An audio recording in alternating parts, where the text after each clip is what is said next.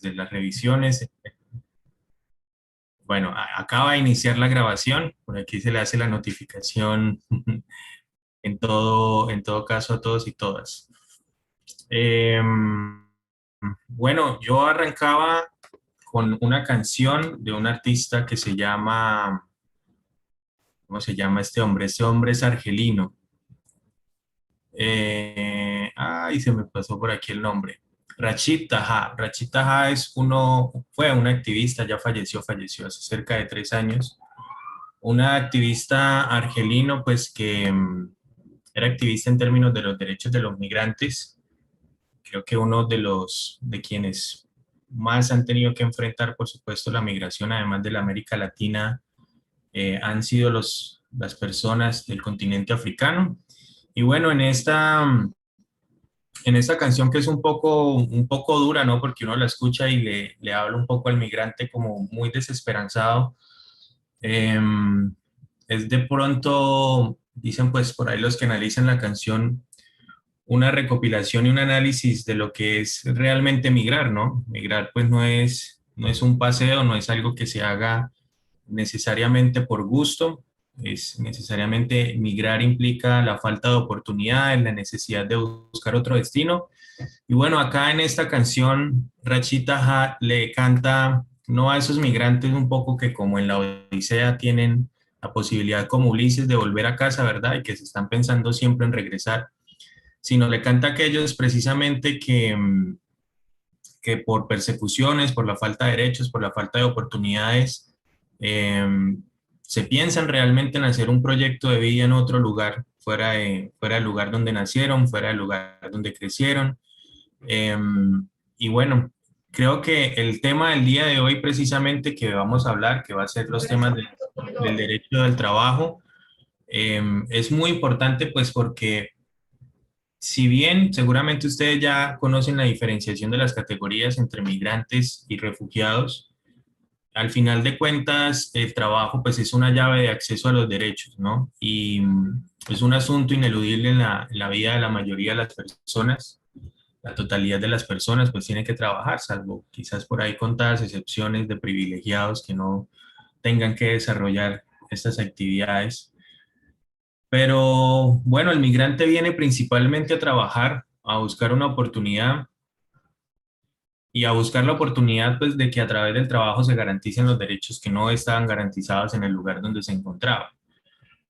Para la mayoría de las personas en el mundo, el trabajo es la forma directa de solventar muchas necesidades básicas, ya vamos a hablar precisamente de estos, y teniendo en cuenta que el trabajo,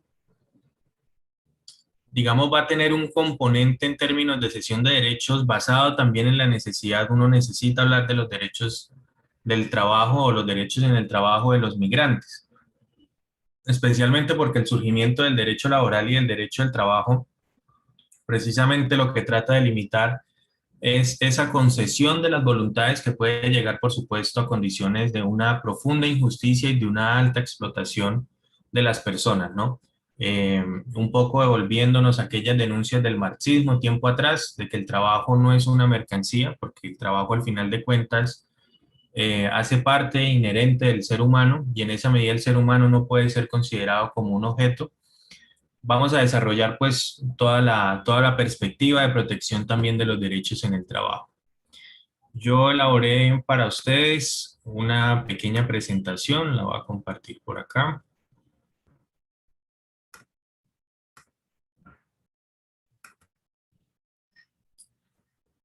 Y bueno, estos van a ser nuestros objetivos del día de hoy. Vamos a hablar mucho del derecho al trabajo y la migración, pero también vamos a tocar otros temas que son muy importantes, eh, por supuesto, de derecho público, como el tema de la salud y el tema de la educación, especialmente pues por la correlación que tienen estos en relación con la dignidad humana, con la garantía y la materialización de los derechos humanos, con la garantía y materialización de la constitución política y especialmente porque van a tener, por supuesto, una relación muy amplia con los derechos de la niñez, ¿no? Que es, por supuesto, un asunto prioritario seguramente para todos y todas también. Bueno. Entonces, yo quisiera arrancar preguntándoles si ya aprendieron a diferenciar esto. ¿Cuál es la diferencia entre un refugiado y un migrante?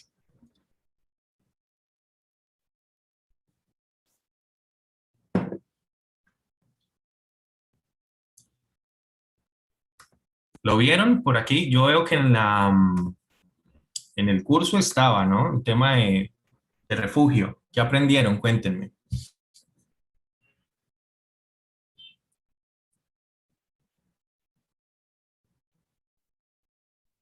A ver, vamos a preguntarle a Breiner. Breiner, que necesita un visto bueno mío ahora. Vamos a aprovechar que necesita un visto bueno de laboral para preguntarle. Breiner, ¿estuvo en esta charla? Hola, profe. Sí, sí estuve en la charla. Ah, bueno. Considero precisamente que la diferencia entre refugiado y migrante se basa pues en las condiciones, ¿no? Pero pues me parece que es una línea muy delgada. Precisamente el refugiado pues debe reunir unas condiciones para poder aplicar a eso, ¿no? Que se requiere pues que sea, digamos, un terror infundado de parte de él para poder pues salir de su nación, o que hayan ciertas condiciones que se den en ese territorio para que, para que adquiera esa característica, ¿no? Pero pues al fin y al cabo, todos los migrantes, digamos que los que lo hacen por necesidad, que el migrante normal, lo hace siempre porque no se reúnen las condiciones necesarias para vivir dignamente en su propio territorio, ¿no? Ujú. Bien. A ver, Nelly, que tiene revisión conmigo también para que sume puntos a la revisión. Nelly, ¿hay diferencias en el tratamiento jurídico que hay entre un refugiado y un migrante?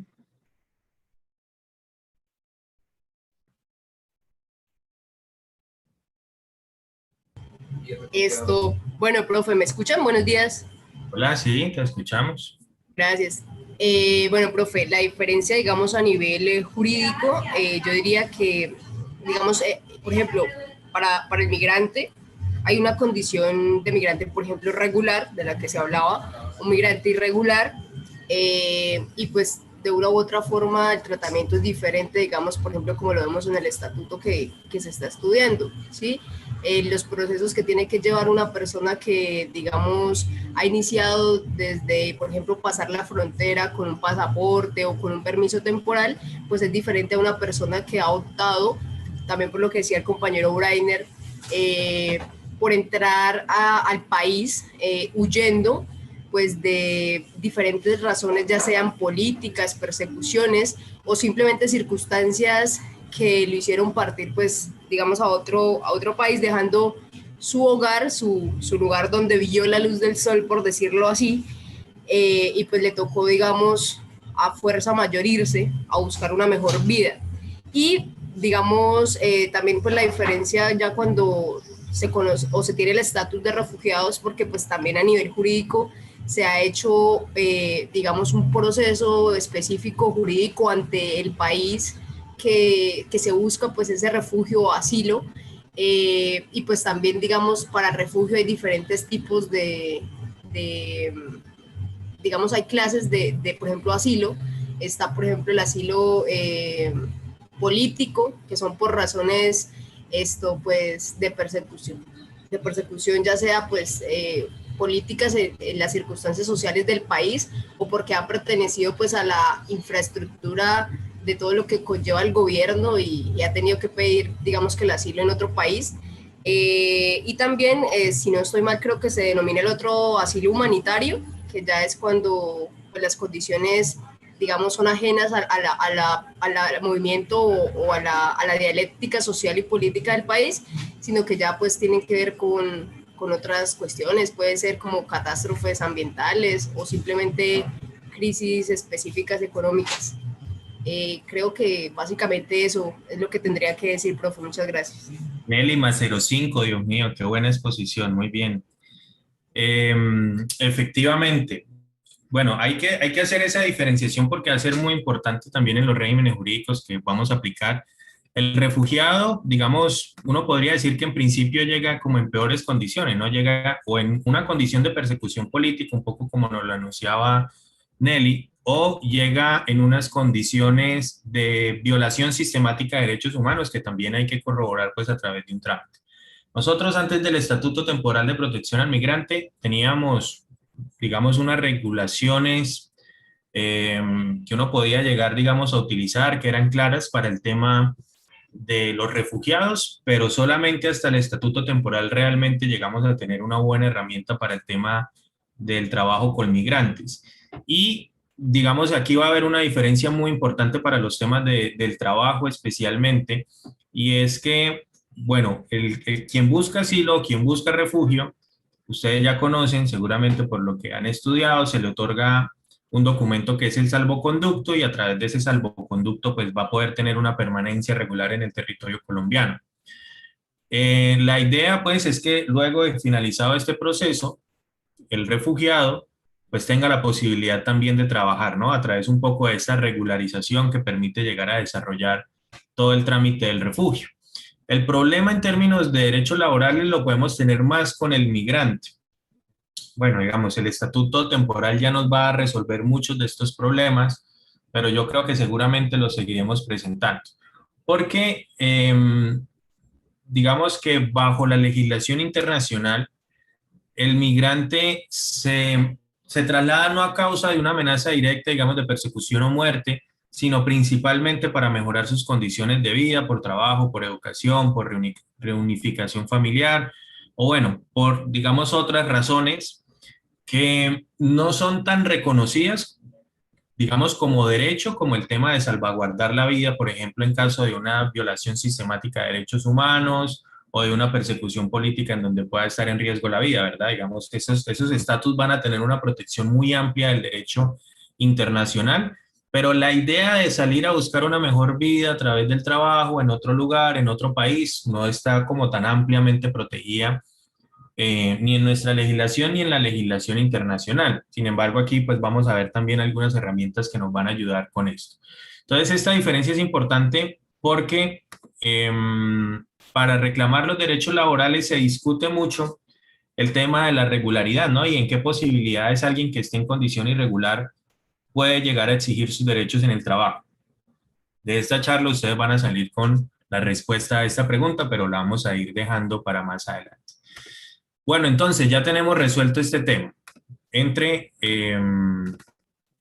refugiados y migrantes, ¿no? Los refugiados pues van a tener unas condiciones de regulaciones muy diferentes a los de los migrantes. Nos vamos a concentrar un poco en los migrantes, que son aquellas personas, especialmente los pobres y las pobres, que son quienes digamos, tienen un ingreso irregular al país. Los refugiados y que logran tener por lo menos asesoría en términos de cómo llegar al país, pues normalmente están en otras condiciones también quienes acuden a estas figuras, bueno, salvo quienes logren, por ejemplo, contactar con un consultorio jurídico o con otras organizaciones sociales que puedan apoyar esto.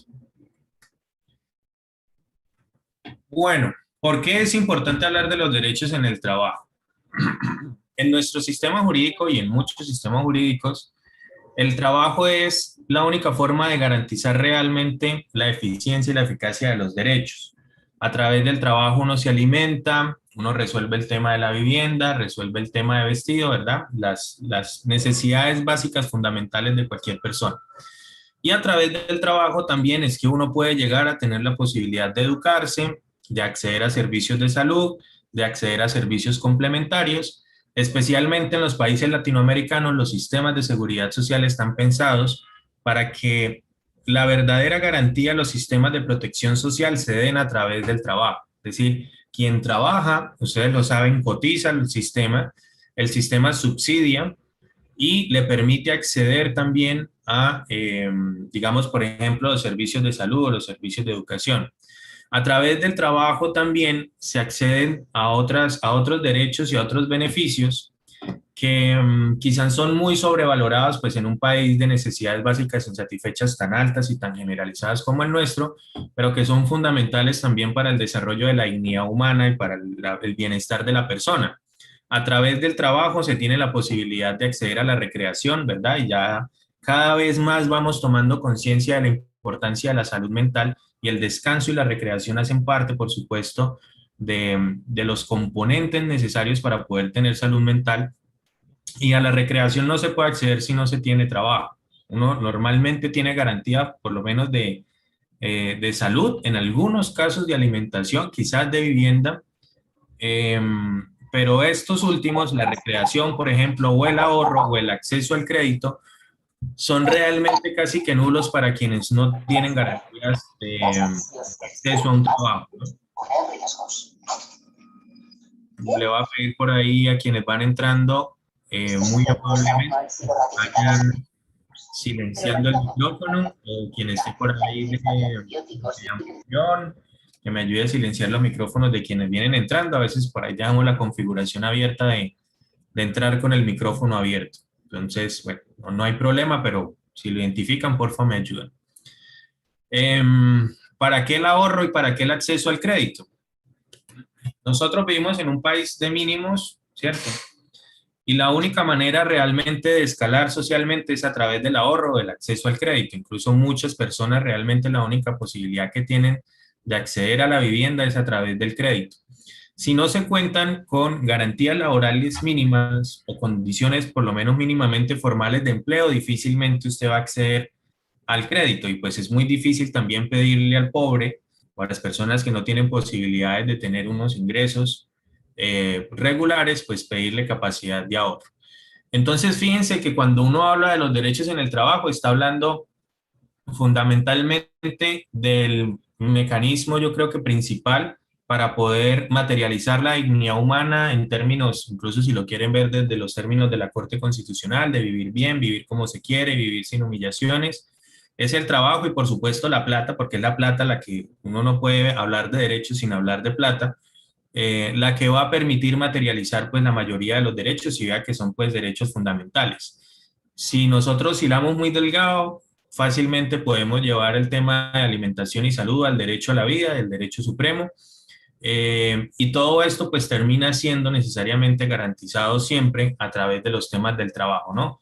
Salvo aquellas ayudas pues que por supuesto los sistemas de protección social terminan de alguna manera subsidiando, pero que no son completos, ¿no? Nosotros tenemos un sistema de seguridad social bastante inequitativo que termina subsidiando siempre a quien tiene mayor capacidad económica. Piénsense nada más en los temas de incapacidades médicas o de licencias de maternidad. Una mujer pobre que no trabaja y no cotiza el sistema, que se encuentra trabajando informalmente y que entra pues en su proceso de maternidad, no va a tener derecho a los pagos de las licencias de maternidad, siendo esa mujer pobre sin trabajo quien más lo necesite. En cambio, pues quienes trabajan y cotizan formalmente el sistema de salud, que tienen, de entre otras cosas, pues mayores posibilidades de enfrentar un proceso de maternidad y de imposibilidad de desarrollar un trabajo, pues por cierto periodo, sí cuentan con esos recursos económicos que además se los da el sistema, ¿no? Entonces, un sistema muy inequitativo que no siempre uno puede llegar a decir que porque existe el régimen subsidiado de salud, pues uno puede llegar a equiparar lo que es poder cotizar, poder trabajar formalmente y cotizar el sistema y que lo afilien a uno a través de la encuesta del CISBEN y que entonces uno como está CISBENizado puede llegar a tener eventualmente el acceso a la salud, ¿no? Obviamente es un paso importante, pero en términos de garantías de derechos, no, digamos, no logra materializar realmente las apuestas que nosotros tenemos en términos de derechos humanos y en términos de derechos fundamentales consagrados en la Constitución política.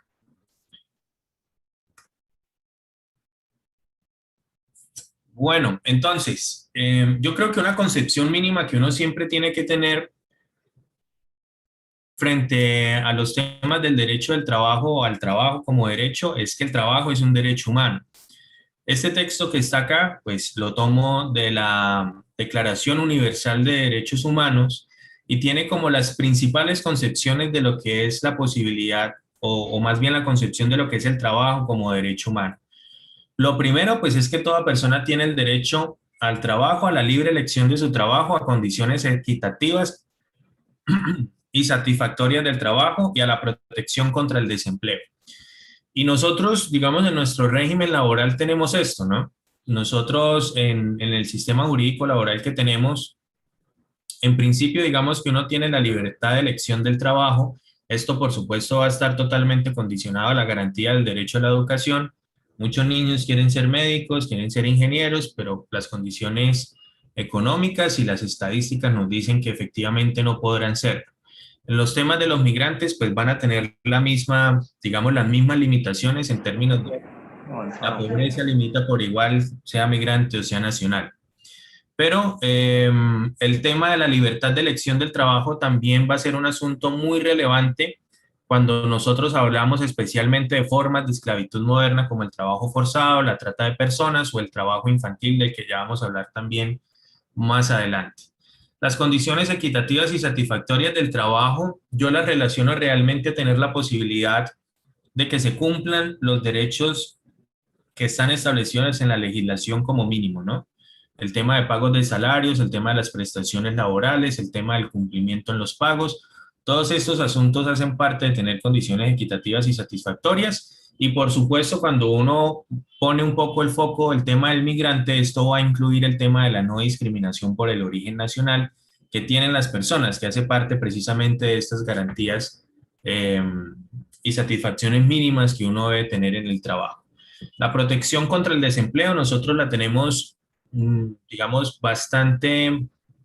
la tenemos muy poco desarrollada. Nosotros, digamos, que la protección contra el desempleo la desarrollamos a través de lo que se denominan las cesantías, que es ese ahorro que se viene haciendo permanentemente cuando uno trabaja para cuando esté cesante, pero pues la precariedad económica en la que nosotros nos encontramos ha hecho que se permita retirar las cesantías para educación, para vivienda, para, bueno, es muy común ver cómo los trabajadores permanentemente retiran las cesantías como única forma, digamos, de ahorro que se tiene.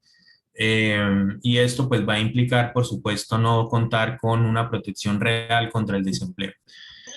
La concepción del trabajo como derecho humano también implica la no discriminación, como lo estábamos hablando, y a un pago igual por un trabajo igual, ¿no? Y esto, digamos, quizás en las discusiones que nosotros tenemos al interior del país, la vienen desarrollando muy fuertemente las organizaciones y grupos de mujeres que son pues ampliamente discriminadas en términos salariales, especialmente o a través, digamos, de los techos de cristal, en donde se les limita siempre el acceso a las posiciones realmente altas de dirección de las organizaciones empresariales o sociales, o a la diferenciación de pagos, ¿no? Que también, digamos, está muy marcada. En Colombia nosotros tenemos estudios que demuestran que las mujeres, por el hecho de ser mujeres, terminan devengando normalmente un 15% menos que los varones, desarrollando los mismos trabajos, con las mismas responsabilidades, teniendo la misma o más formación, porque ya las mujeres estadísticamente se forman más que los varones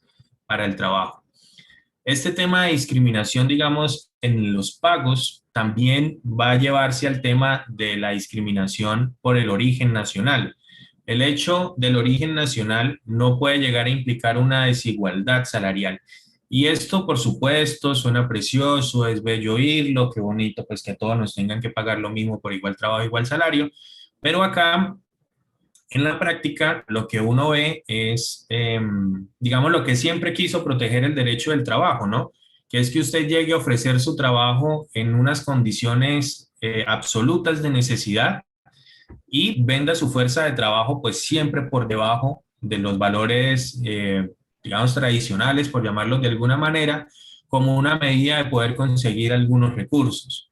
Y es común y uno lo escucha, ya por ahí como el profe Iván lo mencionaba, yo además de trabajar como docente en la Universidad Industrial de Santander, laboro con una organización que se llama la Corporación Justicia y Libertad, y allí pues nosotros atendemos casos de población migrantes y dentro de eso uno escucha, por ejemplo, personas que trabajan por una jornada de 10 o 12 horas por 10.000 pesos. Y las trabajan ¿por qué? Pues por necesidad. 10.000 pesos es mejor que nada, le dicen a uno, ¿no? Cuando uno habla con estas personas. Y con todo y esto, pues después de la jornada de 10 horas en las que se comprometen a pagarle los 10.000 pesos, lo que resulta todavía más increíble es que no los pagan. Y entonces estas personas terminan trabajando engañadas y gratuitamente. Son partes por ahí un poco de las tragedias que se espera que mejoren con el tema de la regularización. Y ustedes saben pues que el derecho especialmente no está hecho para discusiones económicas que no tengan un alto costo económico, ¿no? De pronto en el consultorio jurídico nosotros sí estamos acostumbrados a llevar demandas de pronto que no pasen de los 15 millones de pesos. Pero en el ejercicio profesional no es muy común ver profesionales del derecho que acompañen una demanda de, no sé, 100.000 o 200.000 pesos en un proceso ordinario. No sé si alguien llevaría una demanda para cobrar una creencia laboral de los 5.000 pesos de salario, bueno, que implicaría muchas otras cosas también. Y ahí está, digamos, el papel fundamental también que va a tener el consultorio, o que tienen los consultorios jurídicos de acompañar este tipo de situaciones. Pero entonces, para concluir puntualmente en el tema, el origen nacional no puede ser un asunto de discriminación en términos de la remuneración salarial que se tienen las personas. Los mismos criterios que tenemos para valorar las discriminaciones entre varones y mujeres, que son cantidad, calidad, desempeño en el trabajo, responsabilidades o formación o antigüedad, los mismos criterios nosotros los podemos llegar eventualmente a utilizar para los análisis de discriminación salarial que pueden llegar a tener las personas migrantes. ¿Listo? Toda persona que trabaja tiene derecho a una remuneración equitativa y satisfactoria que asegure para la persona como para la familia una existencia conforme a la dignidad humana y que será completada en todo caso por cualquier otro medio del sistema de protección social. Bueno, en esto nosotros no lo tenemos garantizado ni para los nacionales. Yo creo que ahora que se implemente con mayor intensidad el tema del trabajo por días o por horas, nosotros vamos a entrar realmente en muchas dificultades para hablar de la materialización de que el trabajo va a permitir una remuneración equitativa y satisfactoria, ¿no? Y por supuesto, frente a esto, también habrá que estar muy pendientes. Yo creo que cada vez más en los temas del trabajo, digamos, una forma de saltar los derechos del trabajo es siempre tratar de establecer relaciones del derecho civil, ¿no? A través de las prestaciones del servicio o a través de los contratos de obra. Y aquí hay que estar muy pendientes con esto en los temas de derecho civil, porque fíjense que el Ministerio del Trabajo, por ejemplo, para audiencias de conciliación no tramita asuntos que sean de prestaciones de servicio, porque dicen que son asuntos civiles y no laborales. Sin embargo, el Código Procesal del Trabajo y la Seguridad Social establece que los cobros de honorarios derivados, por ejemplo, de contratos de prestación de servicios deben ser tramitados ante la jurisdicción ordinaria laboral. Digamos, no tenemos, digamos, posibilidades de desarrollar la conciliación en el Ministerio del Trabajo, que generaría una mayor presión, pero pues afortunadamente, de todas maneras, esto nos permite que nosotros llevemos también asuntos de conciliación de derechos en los casos en los que se ha un poco escondido la relación laboral a través de figuras civiles, pues a través de nuestro consultorio jurídico también, ¿no? Y esto también nos brinda una posibilidad de llevar como un mayor acompañamiento en los temas. Cuando existan pues estos casos de ocultamiento de las relaciones laborales, nosotros vamos a aplicar, como ya les voy a hablar, las mismas reglas también que tenemos para los derechos laborales. Además, pues de esta concepción de remuneración equitativa y satisfactoria que garantice la dignidad humana que tenemos en la concepción del trabajo como un derecho humano, nosotros tenemos en esta concepción que emana de la Declaración Universal de los Derechos Humanos, la posibilidad de toda persona de fundar un sindicato o de sindicalizarse en defensa de sus intereses. Y, digamos, aquí también se dan a veces unas discusiones pues que están zanjadas en términos de que la sindicalización es un derecho humano y es si, en qué medida están restringidos los derechos civiles o políticos también de los migrantes, ¿no? Especialmente de los migrantes irregulares. Esa discusión, por lo menos en términos del derecho del trabajo y especialmente cuando hablamos de la sindicalización, va a estar resuelta a través de esta concepción del trabajo como derecho humano. Nosotros tenemos reconocido también en la jurisprudencia constitucional de nuestro país que la sindicalización, como la negociación y la huelga, que son las tres grandes dimensiones de la libertad sindical, van a estar protegidas y son derechos que se otorgan a la persona y no necesariamente al ciudadano, ¿no? Que en esto hay que diferenciar. El tema, por ejemplo, del voto es un derecho ciudadano, pero los asuntos como los derechos del trabajo o los derechos a la asociación sindical son derechos de las personas. Y en esa medida no pueden ser restringidos independientemente de la condición migratoria o el estatus migratorio que tenga la persona.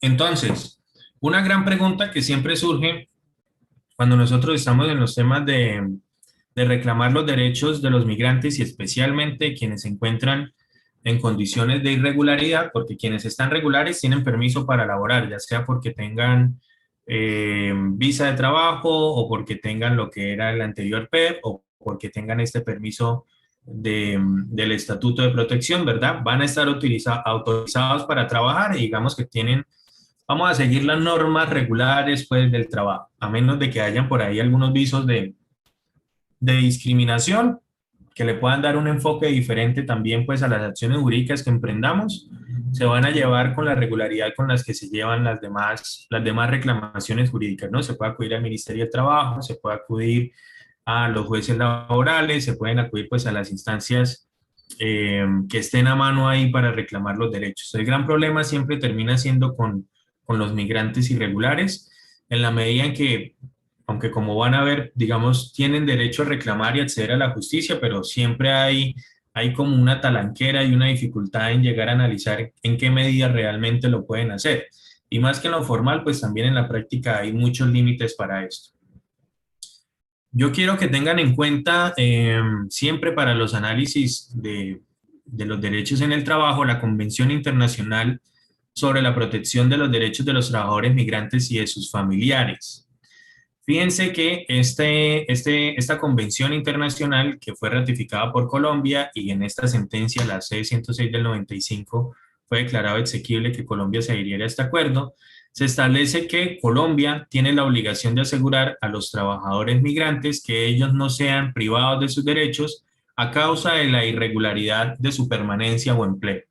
Si esto es un convenio que fue ratificado por ley, que ya fue autorizado por la Corte Constitucional, es una norma vigente vinculante en el país. Esto quiere decir que si en nuestro consultorio jurídico, o bueno, ustedes más adelante en su ejercicio profesional, o quienes también por aquí nos están escuchando, reciben un caso de una persona que entró por la trocha porque lo tuvieron que pasar por ahí, porque no podía pasar por X o Y razón por la Guardia Venezolana, o por el puente, o por el puesto de migración, ¿verdad? Porque no tenía las millonadas que piden para poder sacar un pasaporte y pasar por lo menos por los primeros 4 meses. Independientemente de esa situación, en el país el tema de la irregularidad en el estatus migratorio no va a ser una causal que impida reclamar los derechos laborales en términos de las relaciones de empleo contractuales, ya sea de orden laboral o civil.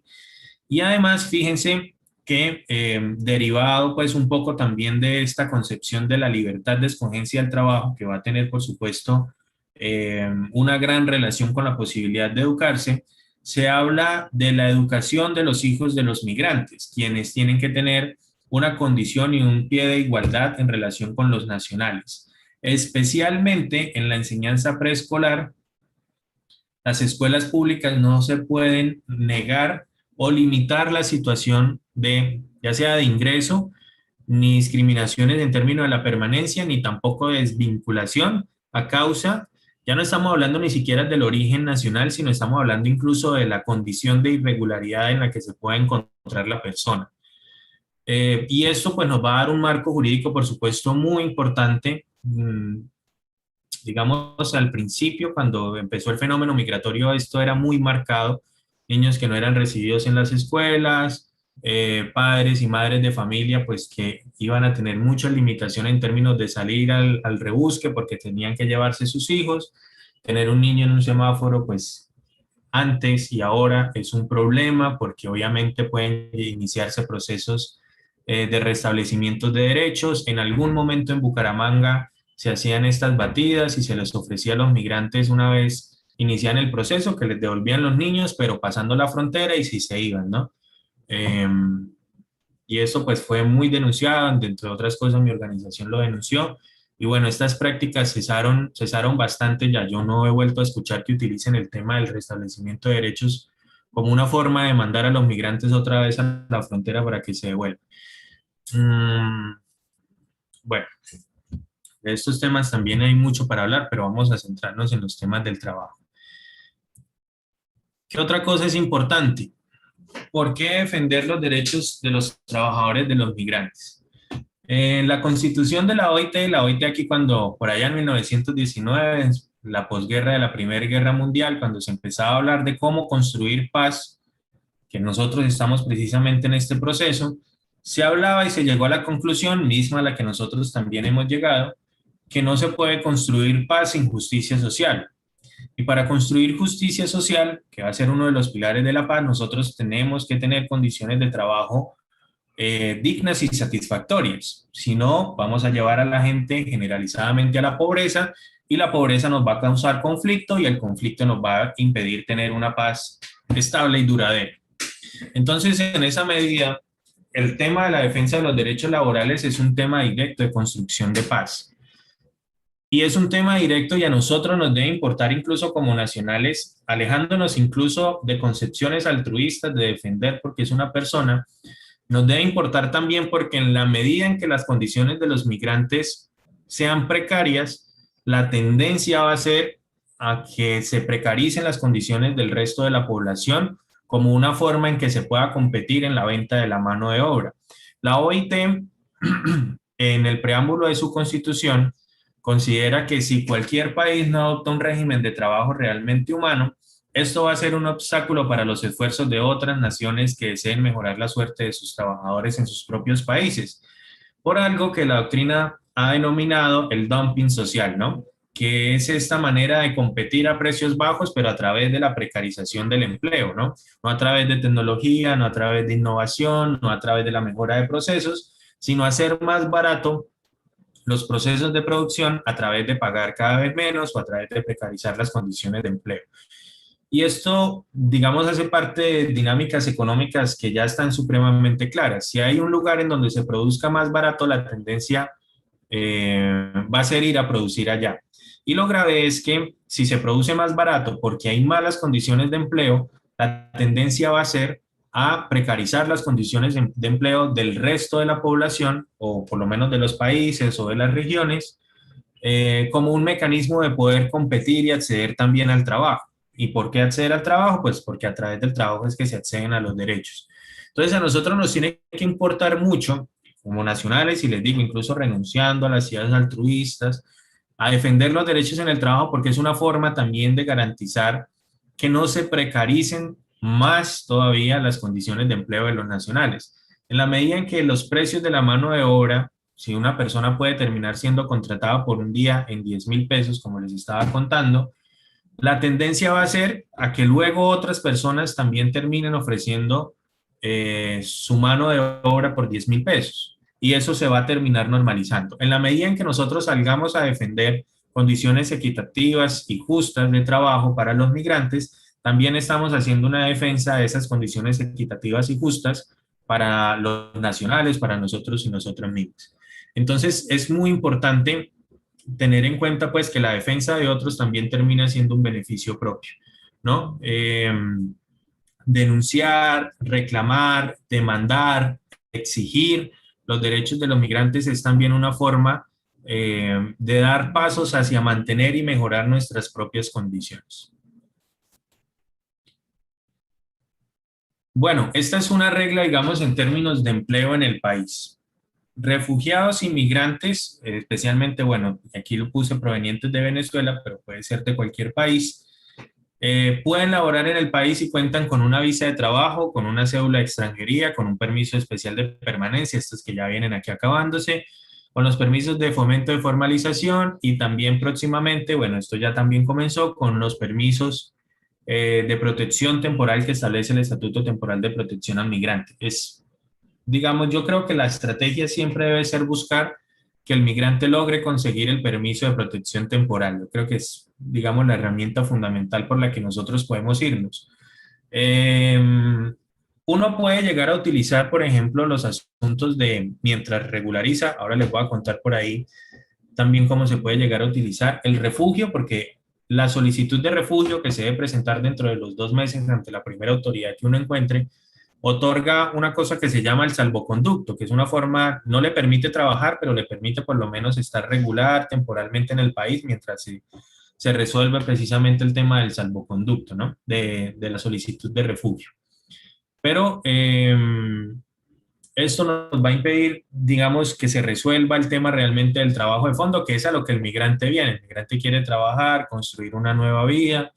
eh, si no puede, como Ulises, como lo estábamos hablando ahorita, pensar en que va a retornar a su país, sino que se está pensando en hacer un proyecto de vida acá, el tema del trabajo va a ser fundamental. Entonces siempre hay que buscar, yo creo que en los análisis que nosotros recibamos en el consultorio jurídico, siempre nosotros debemos hacer una apuesta y un esfuerzo siempre por tratar de consultar el estatus migratorio y orientar siempre en las formas y la manera en las que podemos llegar a regularizar el estatus.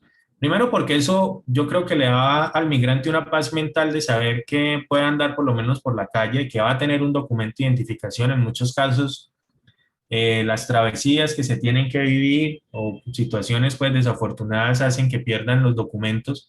El tema de contar con un documento de identificación en un país extranjero pues es bastante valioso, especialmente si esto le permite a usted pues no tener que acceder quizá a formas alternas de tener que sostenerse o incluso pues a que se inicien procesos administrativos en el mejor de los casos para su retorno pues a Venezuela. Imaginen venirse caminando varias semanas para que lo vuelvan a uno por no hacer un trámite que se puede hacer ya, que es gratuito y que nosotros podemos acompañar además en el consultorio jurídico. Bueno, esta va a ser la regla. Nosotros vamos a tener en el Código Sustantivo del Trabajo, ya cuando estamos hablando de ponernos serios con demandas o reclamaciones laborales, con dos artículos que son fundamentales para que nosotros eh, hablemos de cómo adelantar las demandas laborales desde nuestra universidad. Lo primero, el principio de territorialidad, que está consagrado en el artículo 2 del Código Sustantivo del Trabajo, que nos dice que el código aplicará en todo el territorio colombiano para todos los habitantes sin consideración a su nacionalidad.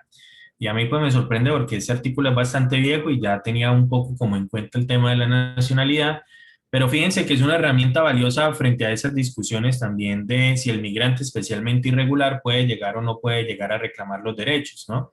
Si entró y trabajó unos días, ¿en qué medida realmente puede llegar a acceder a la justicia en una demanda? Pues el Código Sustantivo del Trabajo nos dice que aplica para todos los habitantes y habitantes, pues ustedes saben que uno puede llegar a asumir el tema de si uno es habitante o no. También tenía unas discusiones especialmente para los hijos de migrantes nacidos en Colombia que estaban irregulares hasta que gracias a Dios vino Angelina Jolie y bueno, se resolvió el tema de los niños. Antes de ella quedaban apátridas. De todas maneras, ahí había una discusión, ¿no? Cuando uno no tiene un domicilio, la mera residencia hace las veces de domicilio, y si uno está domiciliado, pues es habitante del territorio independientemente del estatus migratorio. Para efectos laborales, y asumiendo además que en el derecho del trabajo hay un principio pro homine y hay un principio pro operario que nos dice que en caso de cualquier tipo de duda siempre vamos a aplicar lo más favorable al trabajador, vamos a asumir que las personas, independientemente del estatus migratorio que tengan, son habitantes del territorio colombiano y por lo tanto el Código Sustantivo del Trabajo y todas las garantías que emanan de las relaciones laborales van a ser aplicables. Y hay otro principio que nos va a permitir reforzar el tema de que nosotros y nosotras podemos reclamar los derechos laborales de los migrantes, y es el principio de irrenunciabilidad de los derechos laborales. Dice el artículo 14 del Código Sustantivo del Trabajo que las disposiciones legales que regulan el trabajo humano son de orden público, es decir, que no pueden ser contradecidas por los particulares. Y por consiguiente, los derechos y prerrogativas que están ahí en el Código Sustantivo del Trabajo son irrenunciables, salvo los casos expresamente exceptuados por ley, que como ustedes ya lo deben conocer a esas alturas del partido, se pueden llegar a renunciar a aquellos derechos que son discutibles, ¿no? Aquellos que ya son claramente reconocibles no pueden llegar a ser renunciables. Entonces, independientemente del estatus migratorio, si una persona se encuentra bajo una relación laboral, es decir, una relación en la que presta personalmente un servicio, se encuentra subordinado y tuvo promesa o recibió una remuneración, va a tener derecho a que nosotros le podamos acompañar en la reclamación de vacaciones, primas, cesantías, intereses a las cesantías, aportes a la seguridad social en salud, pensiones, riesgos laborales, cajas de compensación familiar, dotaciones, y demás derechos pues que habidos y por haber en la legislación laboral, ¿verdad? Todo esto normalmente no se reclama y normalmente no se reclama pues por muchos miedos y por temas también de considerar si el migrante o no puede llegar a acceder a la justicia. Hay dos grandes problemas con quienes recién llegan normalmente a la ciudad y es que los migrantes son una población flotante que uno pues puede llegar a tener contacto quizás por 2 semanas, un mes y luego uno no tiene ni idea de dónde andan. Siempre con los migrantes pues es bueno dejar contactos de números, de correos, de páginas en Facebook, que se contacten más adelante por, no sé, por las redes sociales también, puede llegar a ser un mecanismo, porque cuando se llega a una condición de necesidad alta, cuando lo que se necesita es plata para sobrevivir, pues uno lo que menos está pensando es en adelantar un proceso laboral que a pesar de que son ágiles, por lo menos en lo laboral, que pueden llegar a durar un año en mínima cuantía, en la pequeña causa, es mucho tiempo para un migrante que a lo que venía era tener plata para sobrevivir. Pero para nosotros sigue siendo estratégico como consultorio jurídico y en aras del interés público, como lo hablamos ahora, reclamar por los migrantes para evitar la precarización del empleo a partir del abuso precisamente de la necesidad que tienen ellos. Ahora, en términos de acceso a la justicia, que dice la Corte Constitucional es una de las formas también más claras de materializar la justicia misma, que es poder reclamar y acceder a ella. Hay unas obligaciones que tienen los estados y el Estado colombiano la tiene. La primera es de respetar el acceso a la justicia, no imponer obstáculos a las personas, especialmente en términos de la nacionalidad. Yo he escuchado, digamos, casos de los que me cuentan, de personas que son amenazadas y les dicen, por ejemplo, que si adelantan actuaciones administrativas ante el mismo ministerio, si se da cuenta que son irregulares, pues podría llegar a denunciarlos, ¿no? Esto evidentemente sería imponer un obstáculo al acceso a la justicia de estas personas, porque, bueno, además de que la justicia se concibe también desde, por supuesto, el ámbito propiamente judicial, los trámites administrativos y las facultades administrativas que tiene el Estado también se asumen como una forma de materializar los derechos y por lo tanto también se relacionan con el tema de acceso a la justicia. Entonces hay que tener mucho cuidado con esto porque se puede llegar a presentar que sean las mismas autoridades quienes impongan obstáculos a el acceso a la justicia. Yo pues descartaría por el espíritu que nosotros tenemos humanista dentro de nuestra universidad, que seamos nosotros quienes impongamos los obstáculos, ¿no? Obviamente estamos en estos espacios de formación para esto, pero bueno, yo lo veo como muy lejano, sin embargo le digo, tampoco nosotros podemos llegar a ser un obstáculo para el acceso a la justicia, más porque somos una entidad pública, más porque tenemos una obligación y un fin social dentro del consultorio jurídico. El Estado también va a tener la obligación de proteger el acceso a la justicia, tiene que garantizar que otros no impongan obstáculos. Clásico, si usted me demanda o me denuncia, pues yo voy a denunciar, yo sé usted dónde vive, sé cuántos hijos tiene y voy a ir a migración para decir que usted se encuentra en condición irregular para que inicien el proceso de deportación. De pronto, claro, cuando uno estudia Derecho, cuando lleva 10 semestres o cuando ya pasa de pronto por esto y tiene medianamente idea, uno sabe que no es tan así. Pero una persona que se encuentra en una condición de vulnerabilidad como el migrante, una amenaza de estas es bastante fuerte y bastante seria, especialmente porque seguramente del otro lado de la frontera se escuchó lo que pasaba acá y era que aquí se hacían batidas de migrantes cuando habían muchos en los semáforos, se les recogían con todo y niños y se les decía que no se les iba a hacer nada si ellos permitían que se les llevaran hasta la frontera.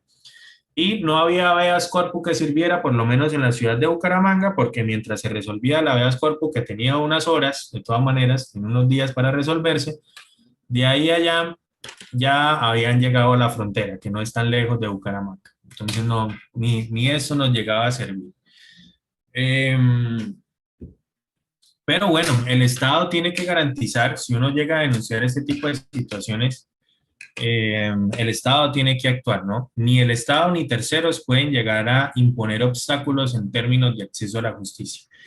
Y la última obligación que tiene el Estado es hacer efectivo el derecho. Si se presenta una reclamación administrativa ante cualquier tipo de autoridad, o si se presenta una reclamación judicial, el Estado tiene que tramitarla y tiene que resolverlo en los términos en los que lo haría con un nacional. Especialmente si estamos hablando de derechos fundamentales, y esto lo hablo para tema de tutelas, pero también para el tema del derecho al trabajo, que es un derecho fundamental y es un derecho humano, ¿no? Y muchos de los derechos que nosotros tenemos, digamos, concebidos como meramente laborales, quizá, tienen una relación amplia con la dignidad humana y tienen una relación profunda con los derechos humanos.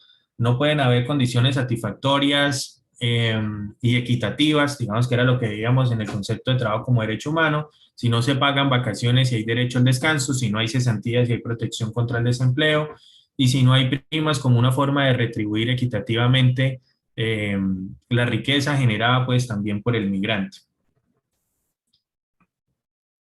¿Cuáles son pues las amenazas frente a estos temas de acceso a la justicia? La pérdida del permiso y la deportación, ¿no? Que es con lo que normalmente se amenaza.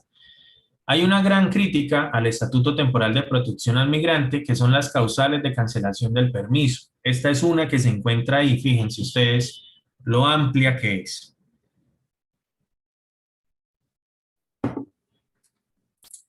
Encontrar registro de infracciones al ordenamiento jurídico colombiano ocurridas antes o después del otorgamiento del permiso por reportes posteriores realizados por las autoridades nacionales e internacionales. Uno podría asumir, por ejemplo, que una contravención al código de policía o una anotación puede llegar a ser una infracción al ordenamiento jurídico colombiano. Es decir, o una multa de tránsito podría llegar a serlo, o cualquier tipo de infracción, ¿no? Es que es demasiado amplio, esta causal es muy amplia, es demasiado poder y demasiado vago para un tema tan delicado como es la permanencia de una persona en el país. Esto seguramente pues tendremos que atacarlo y obviamente frente a esto pueden llegar a caber muchos argumentos constitucionales en términos de la inconstitucionalidad evidente que puede llegar a tener, no sé, impedir que una persona continúe teniendo su permiso temporal de permanencia por una infracción de tránsito, por ejemplo, o porque, no sé, iba caminando por la calle y le pusieron una multa por un tema de por lo menos, por ejemplo, por las restricciones que tenemos ahorita en tiempos de pandemia, ¿no? Imagínense que un tema como esos pueda llegar a generar. Y ustedes saben que hay muchos tipos de multa en el Código de Policía, hablando pues de estas, pero pueden llegar a haber muchas otras. Entonces, es muy delicado el tema y hay que tenerlo en cuenta, porque quienes son accionados normalmente tienden a amenazar con el tema de denunciar la condición irregular, por ejemplo, el tema de los cuidados de los niños, que también es un tema muy delicado. Ah, usted me denuncia, pues yo denuncio que usted tiene acá, no sé, 3 niños durmiendo en una cama o que sale a veces con el niño a trabajar, bueno, etcétera, etcétera, etcétera. Por eso siempre también yo les recomiendo cuando vayan a iniciar procesos de reclamación en lo laboral, incluso también en otros ámbitos, que traten siempre de revisar cuál es el estatus migratorio que tiene la persona, porque la persona siempre va a tener una dificultad en pensarse en reclamar derechos si se considera en riesgo de ser deportado o devuelto a su país por causa de su estatus migratorio. Ya vimos que hay mucha legislación que soporta el tema que esto no es un impedimento, pero vaya y explíquelo a la persona en la práctica, ¿no? Viéndola, viendo su cara de miedo y además recibiendo las amenazas. Es otra cosa, ¿no? Bueno, y vamos a hablar de la esclavitud moderna también, pero antes de esto, no sé si tienen alguna duda, pregunta o comentario sobre lo que hemos hablado hasta el momento.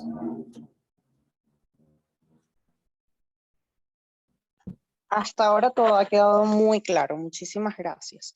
De verdad me gustó mucho que hizo énfasis en el hecho de que el ayudarnos a nosotros como venezolanos también tiene beneficios para los colombianos y eso es algo de lo que se habla muy poco.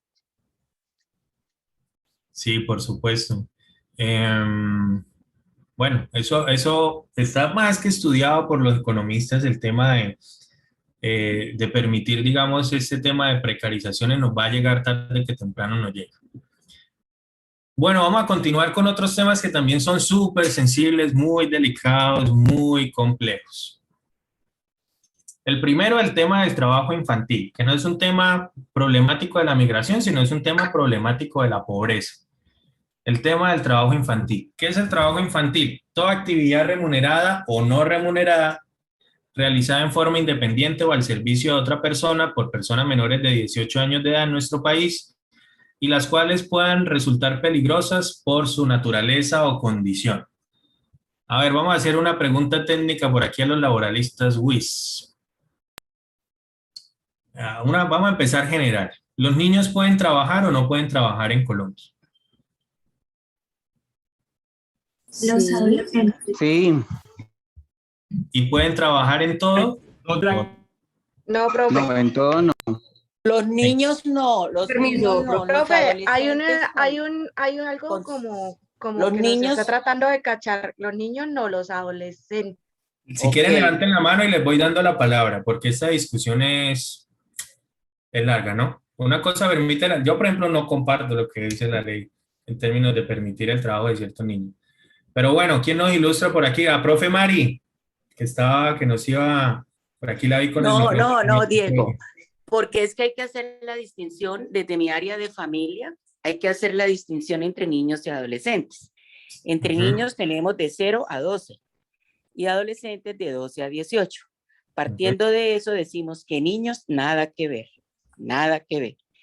Pero de los 12 a los 18, tu código laboral, el código laboral, te dice que hay adolescentes en ciertas edades con el permiso de los padres, que ahí entro yo como área de familia, con permiso de sus padres y con permiso del ministerio, con ciertas horas, que eso sí lo manejas tú, y con ciertas actividades, no todas las actividades. Entonces ahí es donde de pronto tú puedes aportar el tema de la esclavitud y el desentimiento que tú puedas tener referente a que los adolescentes tampoco puedan trabajar. Ese es mi aporte pequeño. Gracias, profe, muchas gracias. Esa distinción es muy importante porque además las regulaciones vienen de ahí del Código de Infancia y Adolescencia, profe. Bueno, y de una regulación del ICF que es la que considera que le parece peligroso y que no. Mayra. Profe, está teniendo el mismo punto que la profesora Mari, de la diferencia entre niño y adolescente. Y creo, profe, no estoy muy segura de que hay un permiso cuando es un trabajo creativo, cuando son actores, cantantes, algo así para los niños. Ujú. Bueno, en términos generales, los niños y los adolescentes, vamos a ser técnicos, ¿verdad? Pueden llegar a laborar en actividades recreativas o culturales siempre y cuando esto no, y siempre esto va a ser un requisito, no entorpezca su desarrollo y especialmente su formación, ¿no? Siempre tiene que haber este requisito. Sin embargo, por ciertas horas se pueden llegar a trabajar por parte de los adolescentes de 16 a 18 años, especialmente pueden llegar a laborar en actividades, en actividades económicas ya digamos remuneradas con terceros.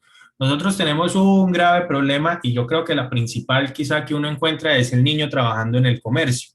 El comercio es una actividad que se considera riesgosa por la exposición que tiene el niño o el adolescente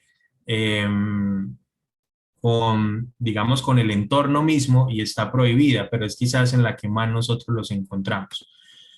El trabajo infantil se considera una forma, yo realmente creería que ningún niño debería trabajar, debería estar simplemente centrado en la formación. Y obviamente hay, bueno, la discusión del trabajo de formación, que el niño está formando, que está aprendiendo a trabajar, bueno. Yo creo que uno luego tiene toda la vida para aprender eso, porque después de que uno comienza a trabajar, creo que no para, hasta la pensión, hasta los 62 en este momento, 57. Seguramente en mi época será por hasta los 90, que tendríamos que trabajar para llegar a la pensión, si es que hay fondo, si no ha quebrado. Pero lo importante acá van a ser dos cosas de las que quiero hablar respecto del trabajo infantil. Primero, yo creo que uno debe tener una posición, o por lo menos nosotros debemos tener una posición de tolerancia cero frente al trabajo infantil. Hay muchas condiciones de pobreza que, digamos, se argumentan normalmente, pero le digo, no es un problema de migrantes, es un problema de pobreza el tema del trabajo infantil. pero nosotros podemos aportar mucho para tratar de enfrentar el tema del trabajo infantil. Lo primero, y les insisto, el tema de la regularización. Buscar la forma en que a través del estatuto temporal o a través de la figura del refugio se busque la manera de escolarizar al niño o a la niña. Esta va a ser una forma muy importante de permitir también por lo menos un cuidado temporal. No vamos a hablar ahora en tiempos de pandemia que nos trastorna todo, pero bueno, ya incluso estamos pensando en retornar a la presencialidad. El tema de que el niño esté escolarizado va a permitir también que el adulto trabaje. Si es un adulto que se encuentra en informalidad, va a tener, que es la mayoría, va a tener también unos manejos de tiempo que le dan quizás a permitir cuidar, digamos, del niño. Hay también muchos servicios sociales complementarios que nosotros tenemos frente a los niños, ¿verdad? En términos de formación, a los que nosotros tenemos que acudir y frente a los que nosotros tenemos que orientar. Encontrar un niño trabajando en la calle es una causal directa de iniciar un proceso de restablecimiento de derechos, ¿no? Y es también, digamos, hay que informarlo porque yo no creo que, digamos, en ningún país, incluso de la América Latina, el tema del trabajo infantil esté normalizado o permitido. No creo que ni en Venezuela ni acá esté bien visto. Y, perdón, porque aquí me están escribiendo, estoy en revisiones. Pero bueno, ni está bien visto y además se expone en un problema jurídico muy grande a la familia migrante. Afrontar un proceso de restablecimiento de derecho es una cosa seria y uno tiene que informar de eso porque el niño que inicia un proceso o la niña que inicia un proceso de restablecimiento de derechos no va a ser entregado en corto tiempo, ¿no? Va a iniciar en un proceso precisamente de restablecimiento de derechos y esto va a implicar incluso varios meses en un hogar de paso de cuidado. Entonces, el tema del trabajo infantil, además también hay que denunciarlo y hay que orientar en las formas en las que se puede llegar a resolver y simplemente hay que decir que no se puede desarrollar por más condiciones de pobreza. Yo creo que, digamos, esto no puede ser tolerado y nosotros en lo que podemos aportar es en las formas de regularizarlo y en las formas de escolarizar a esos niños y niñas para generar incluso también unos mejores espacios para los adultos para que puedan salir a laborar, digamos, en otras condiciones. Frente a esto, como les digo, por supuesto, ¿no? Hay mucha tela que cortar y es muy difícil de abordar por la vulnerabilidad misma de los niños, pero yo creo que nuestra posición debe ser la de, por supuesto, siempre orientar a que no se desarrolle, advertir también de los peligros e informar, por supuesto, de las alternativas que hay frente a este tema. Otra forma de esclavitud moderna que considera la OIT y que nosotros tenemos en el país es el tema del trabajo forzado. Y digamos, contabilizar o ver dónde hay trabajo forzado es bien difícil porque normalmente es bien subrepticio todas las formas en las que se desarrolla el trabajo forzado. El trabajo forzado implica dos características: desarrollar de manera involuntaria el trabajo y desarrollar bajo la amenaza de una pena o una sanción el trabajo. Y acá la OIT, que es la que más regula esto a través del convenio 029, si no me falla la memoria, el tema de trabajo forzado, es la que regula precisamente este tema. ¿Cuándo uno puede estar frente a un proceso de esclavitud moderna de trabajo forzado? Bueno, el primer requisito es que la persona esté laborando de manera involuntaria y esto puede llegar a ser porque lo hayan obligado o porque lo hayan engañado, ¿no? O una persona que le hayan dicho que venga a trabajar, no sea en la ciudad, en ciertas condiciones y que realmente las condiciones sean totalmente diferentes, puede llegar a cumplir este primer requisito de involuntariedad frente a la prestación de su trabajo. Y además el trabajo forzado también tiene, digamos, otro elemento que se debe también corroborar, que es que desarrolle su trabajo bajo la amenaza de una pena o una sanción. Puede ser violencia física extrema, ¿no? Por ejemplo, como las que uno lee en las sentencias de la Corte Interamericana, Fazenda Verde versus Brasil, en la que las personas están en una finca rodeadas de gente armada. Pues eso es una clara intimidación y un ejercicio de violencia sobre las personas. Pero también pueden haber otras violencias mucho más sofisticadas que también implicarían trabajo forzado, como la manipulación de las deudas, que es muy común que le digan a una persona que le ofrecen vivienda o que le ofrecen el transporte, y la persona llega a laborar endeudada, tiene que empezar a trabajar por salarios muy bajos y nunca va a salir de esa deuda porque permanentemente o le están brindando vivienda o le están brindando alimentación, y esa persona entra en unas lógicas de deudas inducidas que nunca termina de pagar o que termina, digamos, pagando a costa de no recibir ningún tipo de remuneración. Si esa persona, digamos, no desea desarrollar esa labor, y si al no realizarla puede llegar a encontrar una amenaza o es sancionado, digamos, penalizado de algún tipo de forma, nosotros nos encontramos bajo las formas de trabajo forzado.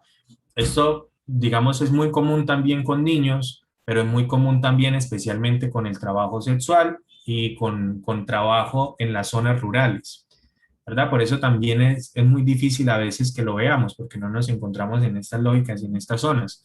Nosotros pues recibimos lo que nos llega, pero no salimos realmente mucho a investigar y a buscar en qué tipo de espacio se pueda llegar a dar estas lógicas de trabajo forzado.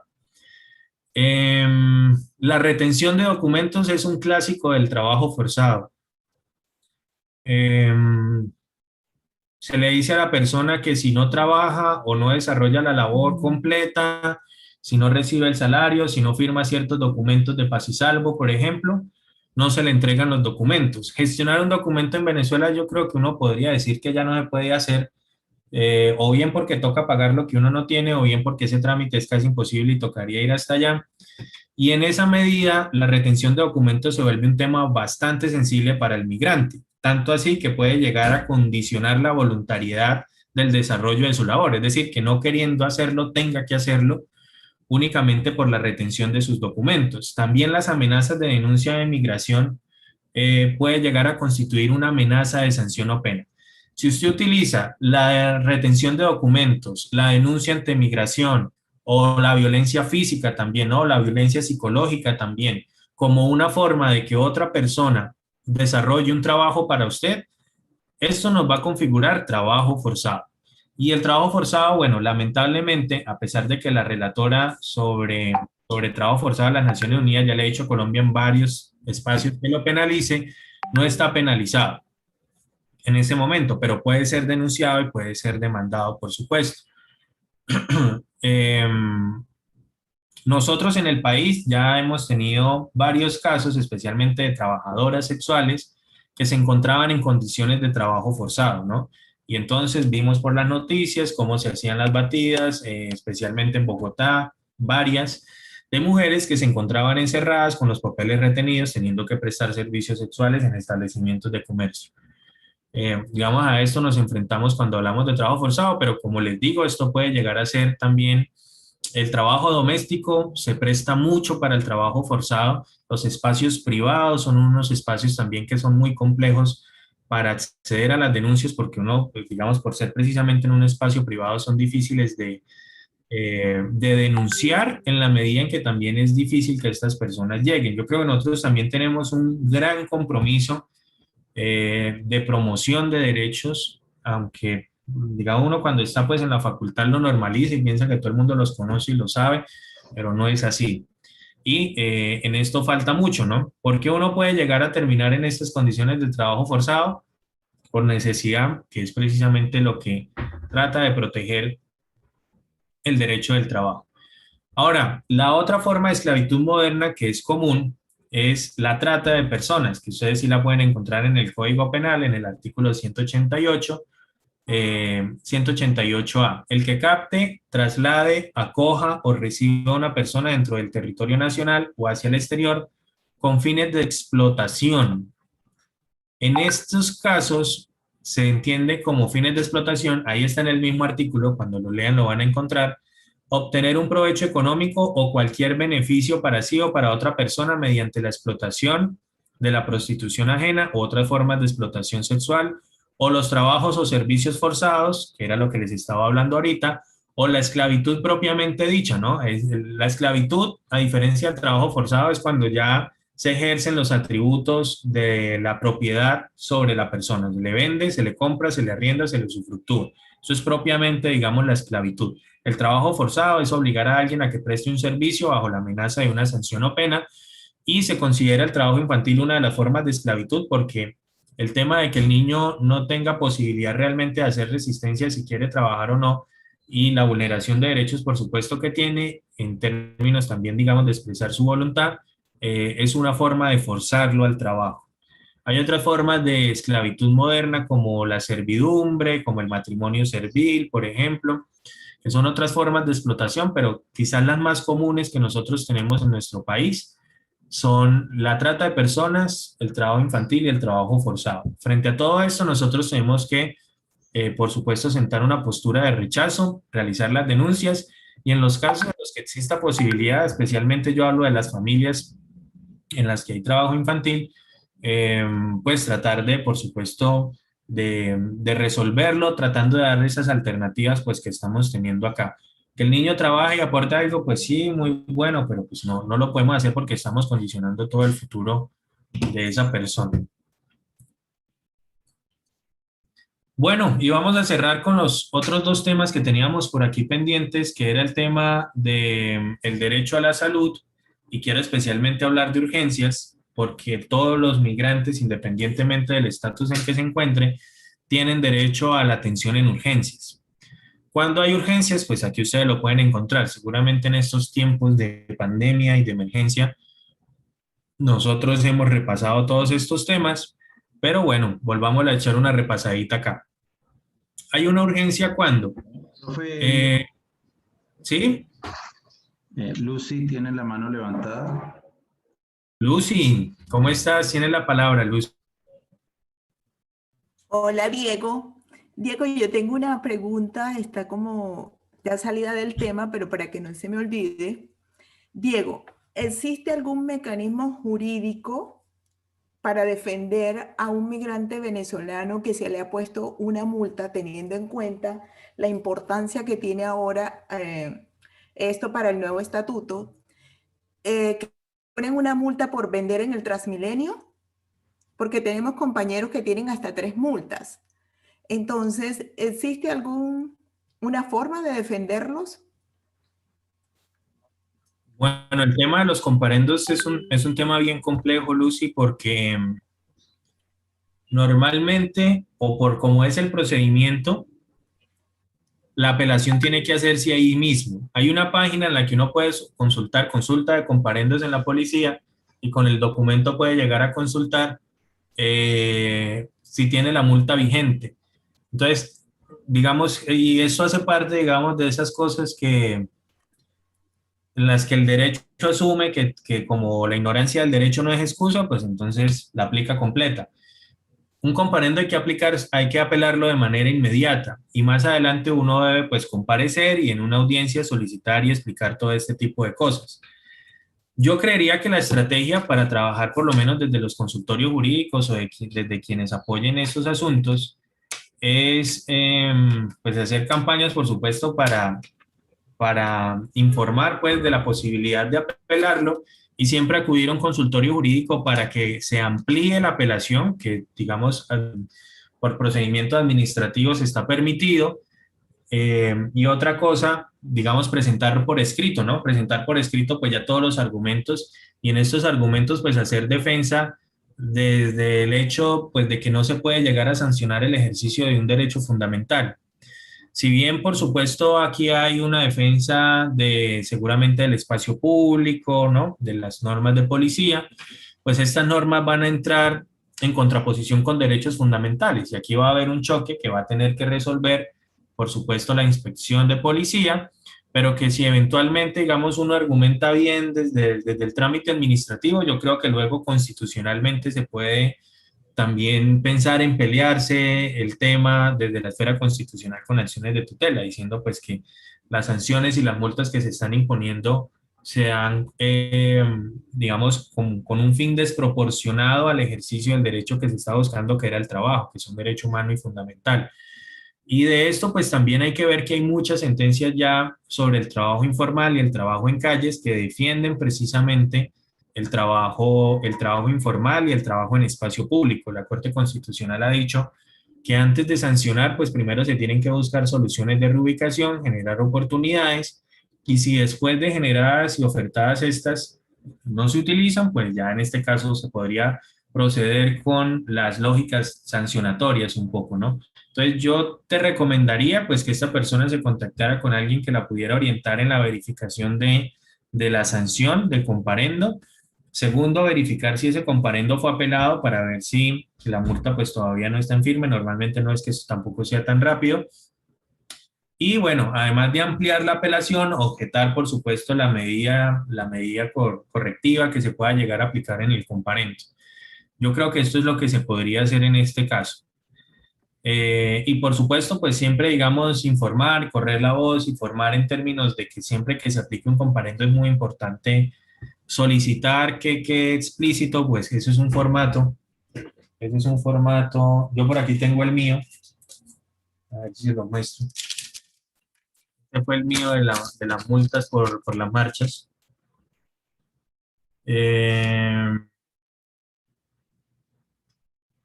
A ver, por aquí está nombre, bueno, viene la identificación, el nombre, descripción del comportamiento contrario a la convivencia. Hay un espacio que normalmente se otorga también en el comparendo para dar los descargos, son 2 líneas, no se puede hacer mucho. Yo creo que uno lo que debería decir ahí es que uno está trabajando y ejerciendo un derecho fundamental para sobrevivir. No hay más que decir, tampoco el policía va a poner muchas cosas más ahí. Y en el numeral 7, en el apartado 7 del comparendo, Lucy, tiene uno que es si se interpone o no se interpone el recurso de apelación. Viene por acá. Luego, si quieres, te lo paso, por ahí me escribes.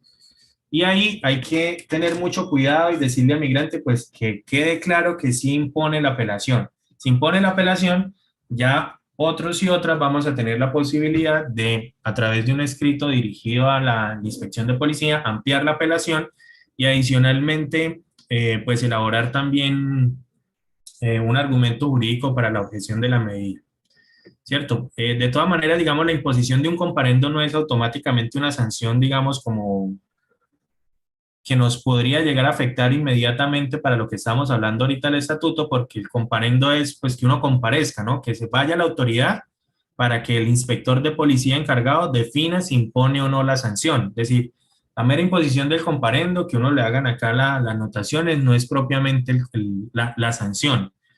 Pero sí hay que estar muy pendiente y hacer seguimiento a esto para que no se imponga la sanción y pueda llegar a ser eventualmente utilizado para atacar la estadía, pues que pueda llegar a otorgar el permiso especial de permanencia acá. Ok, y otra pregunta, Diego, discúlpame, que tengo es, o sea, ¿es considerado trabajo infantil a una madre que por necesidad tiene que llevarse sus niños a trabajar? Te lo digo porque una vendedora de limones tiene que levantar el niño de 6 años a las 5 de la mañana para comprar limones en Palo Quemado, porque ella dice que, ella me decía, yo no quiero dejar a mi hijo solo. Entonces se lo llevaba desde las 5 de la mañana, trabajaban hasta las 12 y después lo llevaba al colegio. Y ella fue denunciada, pero ella me decía, yo no tengo con quién dejar a mi hijo, soy madre soltera y yo no lo quiero dejar solo, no lo quiero dejar con nadie. ¿Estos casos cómo son considerados? Lucy, sí, son muy complejos. Yo no creo que por trabajo infantil, pues se pueda decir que porque simplemente vaya con el niño esté trabajando, ¿no? Hay unos casos en que evidentemente uno logra ver el niño trabajando. Eso se ve en Bucaramanga y me imagino que en Bogotá, por ahí donde tú andas mucho más. Pero sí va a tener, seguramente puede llegar a tener problemas en términos de procesos de restablecimiento, porque el niño está expuesto. Normalmente el trabajo en calle, en la mayoría de las situaciones no hay servicios sanitarios a los que acudir. Si se hace en determinadas zonas residenciales, pues son bastante denunciados. Entonces, no digamos propiamente por trabajo infantil, pero yo sí creo que el tema de llevarse un niño a la calle y de permanecer con el niño en la calle todo el día mientras se trabaja, es una exposición también en términos, digamos, para la familia migrante de poder llegar a estar expuesto a estos procesos de restablecimiento de derechos, ¿no? Yo creo que en esto puede ayudar eh, acudir a las comisarías de familia previamente eh, Diego, y pedir apoyos. Puede Diego, llegar a ser un argumento por si más adelante uno se ve inmerso en eso. Diego, un aporte, habla la profe Mari.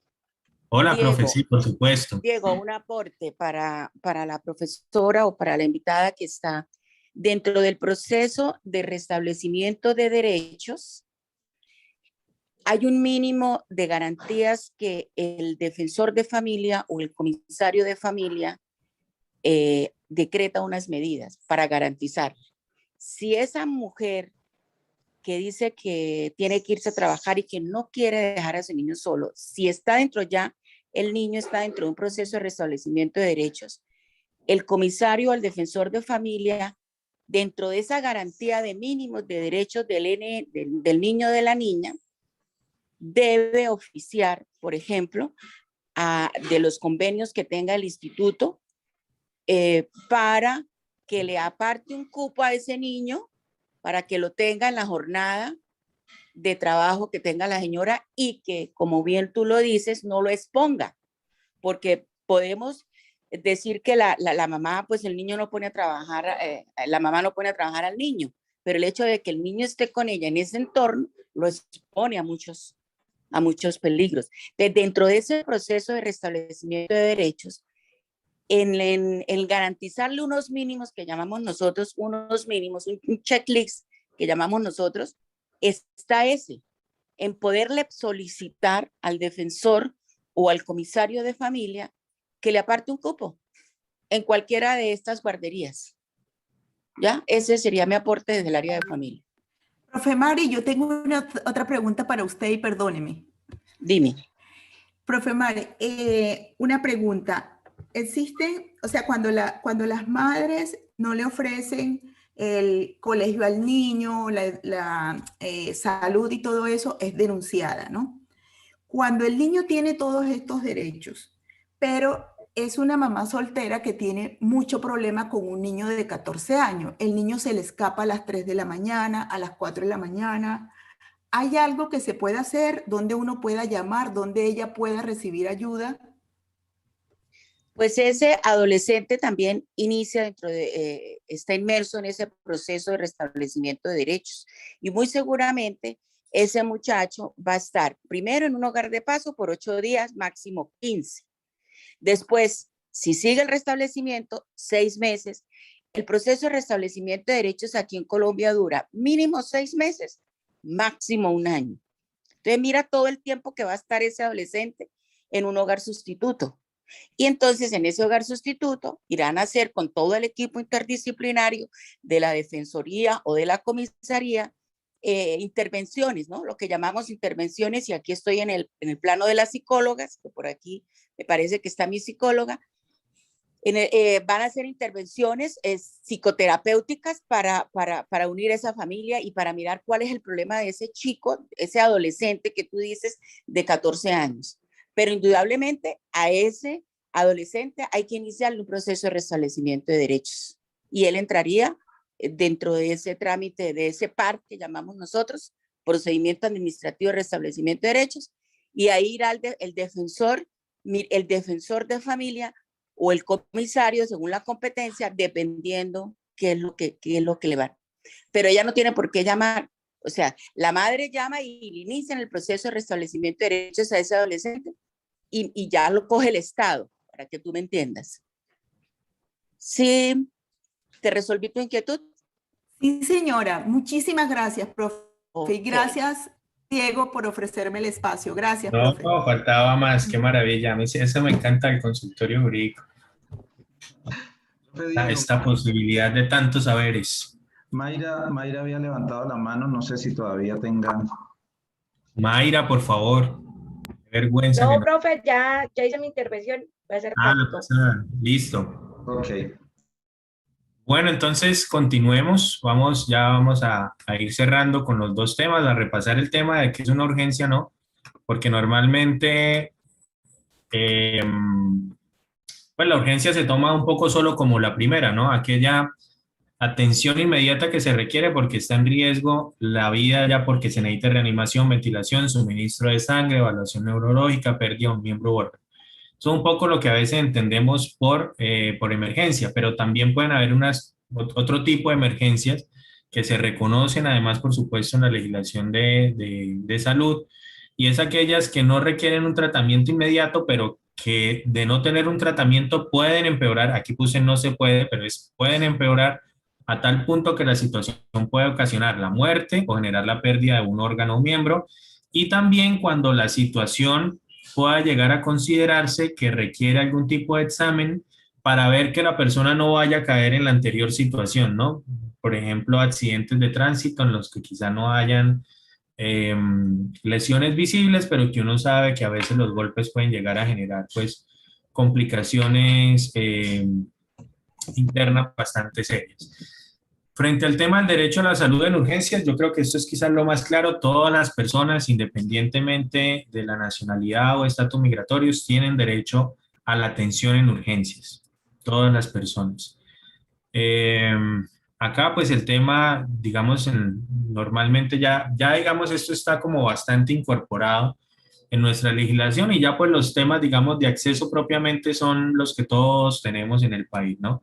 Sistemas de salud colapsados, sistemas de salud en los que no se cuentan normalmente con todos los medicamentos, con todos los insumos, especialmente con profundas inequidades en la ruralidad, en las zonas apartadas del país, pero que tienen generalmente un buen funcionamiento en los centros urbanos. El tema del salud de los derechos, cuando hablamos de la niñez, por supuesto tienen derecho a atención en urgencias, pero con ellos existen otras consideraciones independientemente de que estén o no vinculados al sistema, aunque un niño que se logre identificar que no esté vinculado al sistema, se le debe vincular inmediatamente al sistema, tiene derecho a recibir todo tipo de servicios, a contar con autorizaciones, prestaciones de todo lo que necesite, incluido el tema de prevención, promoción y tratamiento, ¿no? También rehabilitación y atención paliativa para los casos de pacientes, por ejemplo, con enfermedades crónicas o demás. Entonces, los niños, como lo habíamos hablado de rato atrás, siempre van a tener prioridades en los temas de acceso a los derechos. Y este que es muy consultado normalmente también es el tema de la vinculación al régimen subsidiado. Para aquellos migrantes, en este caso deben ser regulares para que se pueda hacer esta afiliación. Uno normalmente puede llegar a empezar o con el tema del estatuto temporal del migrante, pero también aquellos que tengan salvoconducto porque se estén haciendo los trámites para solicitar refugio. Con ese documento del salvoconducto se pueden vincular al régimen subsidiado. Y en el régimen subsidiado, para no decirles pues más de lo que ya saben, van a tener los mismos derechos de atención que tiene el resto de la población colombiana, ¿no? Con todas las precariedades, por supuesto. Yo he recibido muchas consultas de personas pues que me dicen que se sienten discriminados porque le niegan servicios, pero la negación de servicios y la atención en salud es un tema de negación generalizada para toda la población. En todo caso, se pueden tutelar, se pueden peticionar, se pueden llevar a la Superintendencia de Salud, como normalmente se hace, con con los colombianos. Si una persona quiere entrar en el régimen subsidiado, pero se encuentra en condición irregular, lo mejor es tratar de buscar esas estrategias de regularización a través del estatuto temporal. Si es una cosa pues, supremamente de urgencia, en algunas ocasiones se ha utilizado también el tema de solicitar el refugio, porque inmediatamente se da el salvoconducto y con el salvoconducto se pueden hacer los trámites, pero yo creo que con el tema del estatuto se puede hacer, ¿no? Especialmente porque si uno le apuesta el régimen subsidiado, no es porque sea una urgencia, sino porque uno está pensando en futuro, en tener atención médica pues regular, de alguna manera. Y frente al derecho a la educación, que es lo último que vamos a hablar, niños y niñas, ya lo habíamos hablado desde la Convención de los Trabajadores Migrantes, independientemente del estatus o la nacionalidad, tienen que estar vinculados al sistema formal de educación. Incluso por ahí, como lo mencionaba la profe Mari, desde las comisarías y bueno, las autoridades de familia, cuando están en los restablecimientos de derechos de los niños, yo lo he visto, lo primero que hacen es buscar la afiliación a salud y por supuesto la escolarización. En algunos casos se apoyan también los abogados que acompañan a las familias pidiendo una forma de regularización porque, bueno, hay que ver también cómo es el trámite, ¿no? Por supuesto, para entrar en el régimen subsidiado hay que hacer el tema del SISBEN y en el tema del SISBEN hay que hacer pues todo el proceso de encuesta para salir dentro de los niveles que permitan postularse luego a la afiliación al sistema de salud. En relación a la educación, esta sentencia la pueden consultar, la sentencia de unificación 677 del 2017, que habla de los reconocimientos de los derechos de niños y niñas como especiales sujetos de protección. Igualdad y no discriminación, es decir, no puede llegar a haber ninguna razón para que sean excluidos del sistema escolar, para que sean discriminados dentro del sistema escolar o para que sean, ya una vez ingresen, excluidos del sistema escolar. Tiene que haber una apuesta por hacer efectivos y prioritarios sus derechos y tiene que haber una participación solidaria de la comunidad en términos de las garantías de los niños y las niñas. La Relatoría de las Naciones Unidas, digamos, eso no está muy claro. Yo creo que hasta el nivel universitario, en este momento, yo creo que no ha sido muy problematizado, especialmente porque los jóvenes que están quizá en edad universitaria llegan realmente a trabajar. Pero quizás más adelante vayamos a tener los casos de las niñas y niñas que ya se quieran entrar a nivel superior, ¿no? Veremos a ver en qué condiciones también se les permite el acceso y si llegan a haber algunas limitaciones para esto. Por el momento yo no conozco realmente casos problemáticos de acceso a la educación superior. Sí los he visto en los de educación primaria y secundaria. Para la Relatoría de las Naciones Unidas, la educación que se debe ofrecer sí o sí, sin ningún tipo de restricción, está destinada, digamos, a dos asuntos. El tema del analfabetismo siempre va a tener que ser atacado, sea adulto o niño, tiene que tener derecho a algún tipo de formación para alfabetizarse.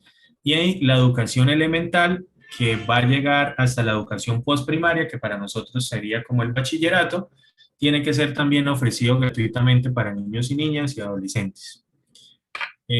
Estos derechos, por su carácter fundamental y su carácter de derecho humano, por supuesto, pueden llegar a ser eventualmente tutelados, pues con todas estas lógicas, por supuesto, de pruebas, de fundamentos, se pueden fundamentar en esto. Una ASU, por supuesto, ustedes saben que tiene un peso bastante alto en términos de marcar precedente, ¿verdad? Que pueda llegar a ser reclamado frente a otros jueces. Y como les digo, quizás los casos comunes que yo he visto sean de primaria o secundaria, todavía no de educación superior, pero veremos cómo nos va más adelante en el tiempo cuando estos niños y niñas ya empiecen también a requerir educación superior. Bueno, no sé si tienen alguna duda o pregunta hasta aquí, hasta donde voy, de lo que les he contado o hablado.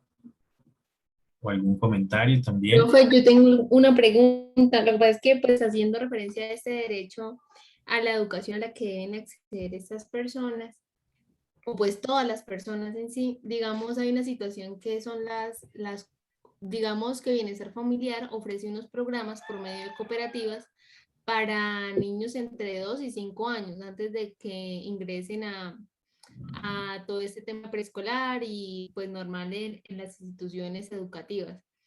Pero entonces conozco la situación de que, digamos, la cooperativa que está financiada por Bienestar Familiar le dio como la instrucción a madres comunitarias que se llaman, que no dieran ingreso a ningún tipo de persona con situación irregular, y específicamente por el contexto de nuestro país, a venezolanos. Entonces los niños venezolanos que se encuentren en condición irregular no están accediendo, digamos, a ese derecho. Simplemente por no tener digamos, la documentación, pues no están accediendo a esto. ¿Tú qué harías? Esa es la buenísima cuando uno es profesor y tiene esa posibilidad. Bueno, respóndamelo usted. No, pero dime tú qué harías. ¿Qué se podría hacer?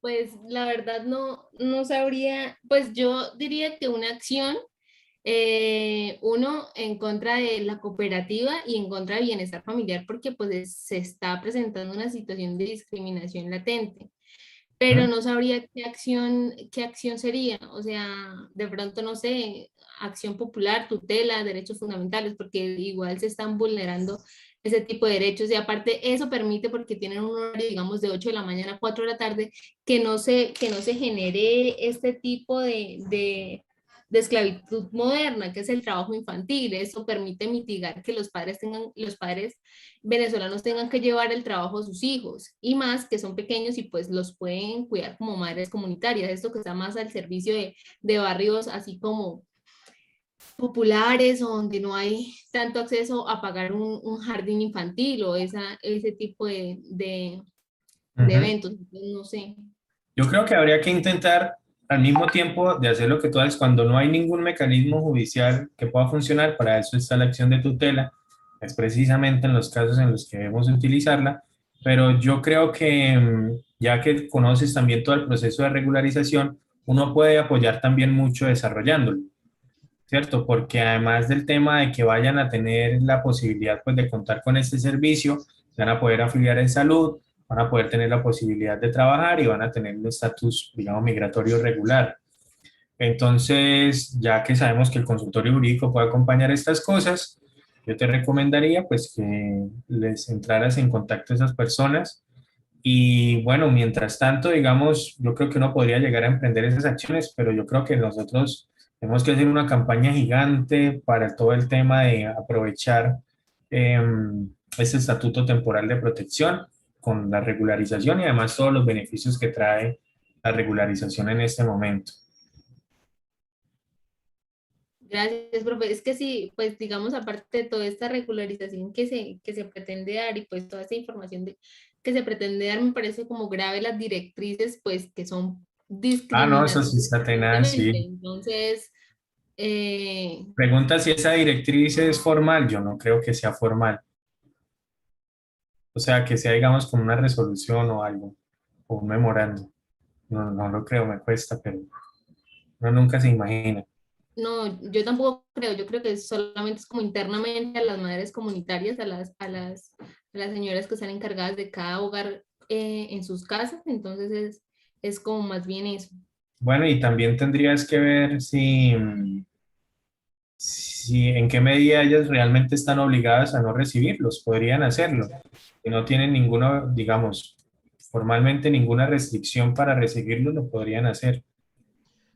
Recomendaría un derecho de petición para obtener una respuesta clara sobre el tema, si se rechaza y pues digamos que lo peor que puede pasar es que le digan que no y ahí es donde pues podría darse otro paso para poder exigir el derecho. Y si con el solo derecho pues le dicen que sí, bueno, se cumplió el objetivo. Tal Gracias, cual. profe. Bueno, muchísimas gracias a todos y todas por aguantarme este tiempito. Espero poderles haber aportado algo en todas estas jornadas de formación sobre derechos de los migrantes. A profe Iván, muchas gracias por la invitación, por el espacio. A la profe Clarita que le hago por aquí conectada, muchas gracias. A todos mis profes y compañeros y estudiantes, muchas gracias por todos sus mensajes también y su apoyo en estos momentos pues, que atravesamos aquí en mi familia en este mes. Y bueno, mandarles un abrazo muy grande a todos y todas. Profe Diego, muchísimas gracias a su merced por la disposición, por tan excelente ejercicio. Y bueno, yo sí sabía que este era el cierre con broche de oro, con alguien de la casa y pues con alguien que ha trabajado en el tema desde hace mucho rato y pues que lo conoce de manera muy cercana. Muchísimas gracias de verdad a usted, a todos. Ya les pasé en el chat el formatico para la asistencia y pues si no hay ninguna otra inquietud, ninguna otra aporte, entonces pues agradecerles a todos el haber aceptado esta invitación a este espacio. Digamos que hay muchas dificultades, todos tenemos muchas cosas que hacer, pero vi, digamos que un número constante de personas que estuvieron interesadas, que estuvieron en nuestro espacio. Y bueno, esto nos invita a seguir haciéndolos, a seguir trabajando para poder abrir más espacios como este. Y pues les invitaría entonces a que nos tomáramos la foto final, la fotico del grado, pues que yo llamo, y pues a sus correos electrónicos pues les estaré enviando, digamos que la información de pues los documentos soporte de cada uno de las sesiones, los aportes que los profes nos han hecho, pues de lo que nos han compartido, y pues estaremos pronto también enviando de conformidad pues a los resultados de la asistencia los correspondientes certificados. No sin antes reiterarles pues nuestro agradecimiento por haber creído pues en este ejercicio, pues porque uno puede invitar a muchas cosas, pero a veces la gente no cree que valga la pena, pero espero que sí haya sido esta la razón por la cual nos acompañaron, y bueno, les agradecería también en la medida de lo posible, a vuelta del correo que les envíe, me regalen pues de pronto una corta evaluación, un concepto pues de cómo les pareció el espacio, y de si tienen alguna recomendación, que obviamente no afectará la certificación, porque de eso no se trata, sino lo que queremos es pues mejorar las cosas. Yo siempre hago esa advertencia, porque decir, no, yo voy a decir cosas buenas, porque si no, entonces después no me mandan nada. No se preocupen, que de eso no se trata. No funcionamos así, pues al menos los que hacemos parte de este ejercicio. Entonces, pues les invito a que activemos pues rápidamente nuestras cámaras.